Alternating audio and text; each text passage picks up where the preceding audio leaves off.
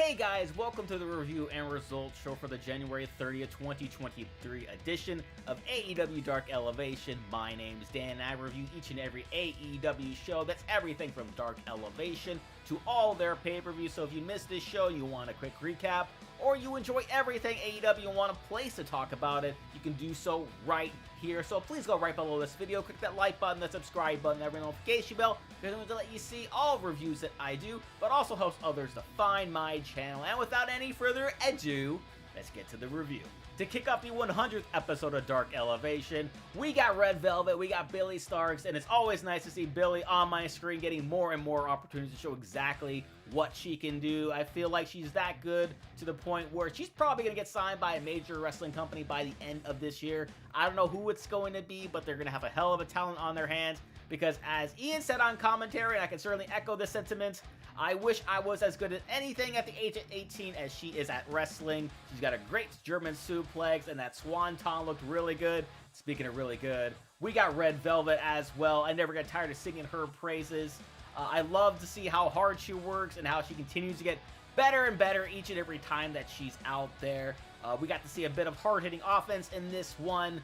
That knee she planted on Billie when Billie was on the ropes was really good. And even though I wish this went a little bit longer, these two were great from start to finish, and Red Velvet picks up the win with a Poison Rana into one hell of a kick to the face, and I love a good kick to the face, and she's got one.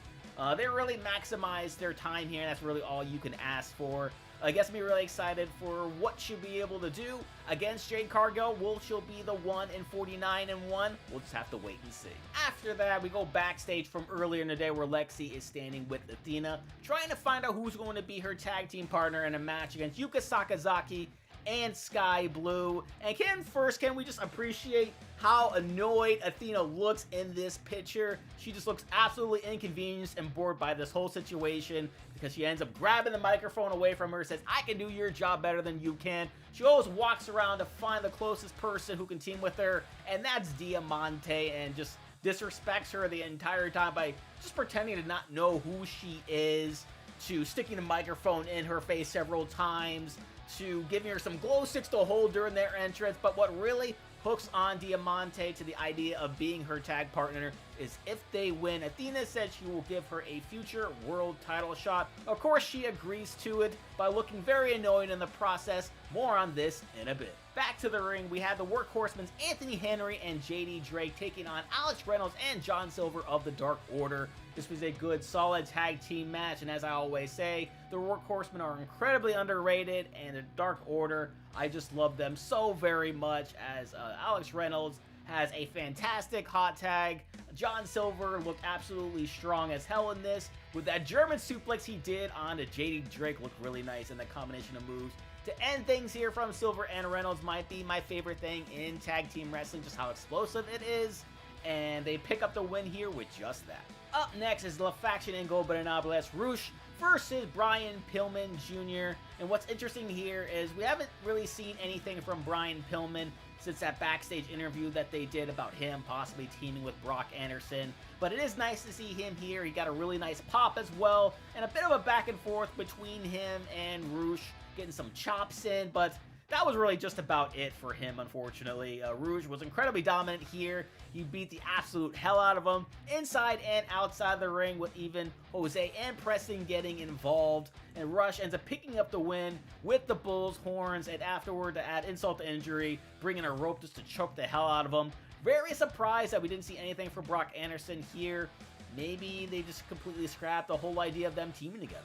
After that, it was that tag match I was talking to you guys about earlier with Diamante teaming with Athena, going up against Yuka Sakazaki and Skye Blue, and it was pretty clear from the beginning that Diamante just wasn't going to be able to work well with Athena. We saw during their entrance where Diamante just wasn't feeling the glow sticks, throws them away, and Athena just had to restrain herself throughout the entire time. And the commentary brought up something very interesting and something I certainly agree with. Diamante is also a person who is incredibly underrated. She does not get this due that she deserves. She could easily be in a world title match with the right story. I mean, where's that All Elite graphic by now, Tony? Seriously, it's long overdue. But as far as this match was concerned, it was a solid one, another solid one here. Skye fought from underneath throughout most of this match. Yuka had a great hot tag which saw everybody laying on the mats. But it was Yuka who ends up picking up the win here over Diamante.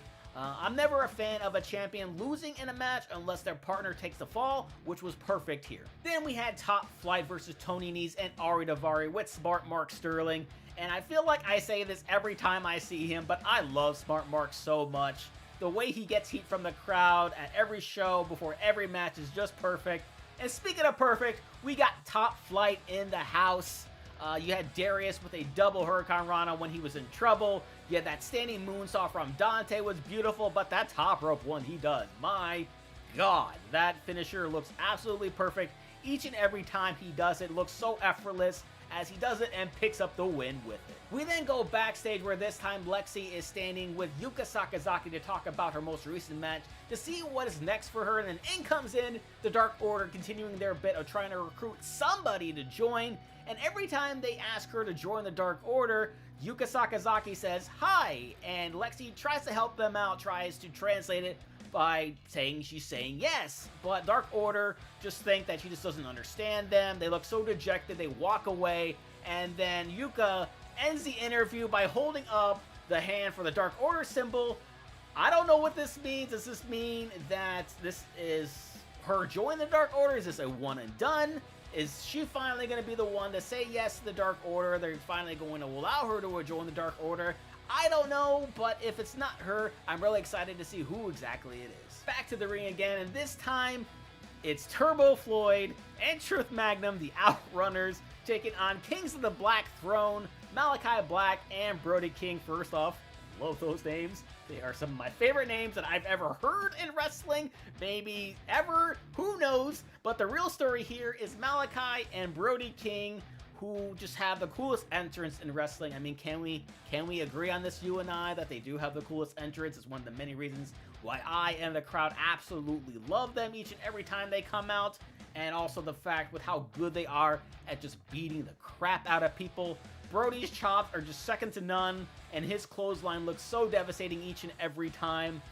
Speaking of that Turbo Floyd name, I love the fact that Ian referenced Turbo Man, considering he had Paul White with him, who was in Jingle All the Way. And then, of course, bringing up a My Chemical Romance reference, welcoming to the Black Parade.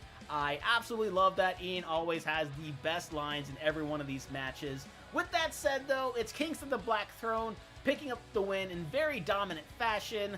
I really hope we see gold on some members, if maybe just one, maybe all of them, who knows, of the House of Black by the end of this year. They certainly alluded to the fact that maybe they'll get some tag team gold. I wouldn't be against that either. Lastly, we have the main event of the show with Claudio Castagnoli defending his ROH World Championship against Blake Christian, and this was pretty one-sided throughout most of this match, with Claudio really dominating here, putting his strength on display by carrying around Blake like he was nothing. Looked really good, which also makes things so much better for when Blake was finally able to get in some offense here. That tope he does looks so effortless, and his double stomp to the back was right on point, as was that 450 splash from the top. But in the end, Claudio was just too much for Blake, as he hits him with a deadlift, straight jacket powerbomb into a giant swing for the win as Blake taps out. And that was AEW Dark Elevation. What did you guys think about it? Please let me know down in the comment section below.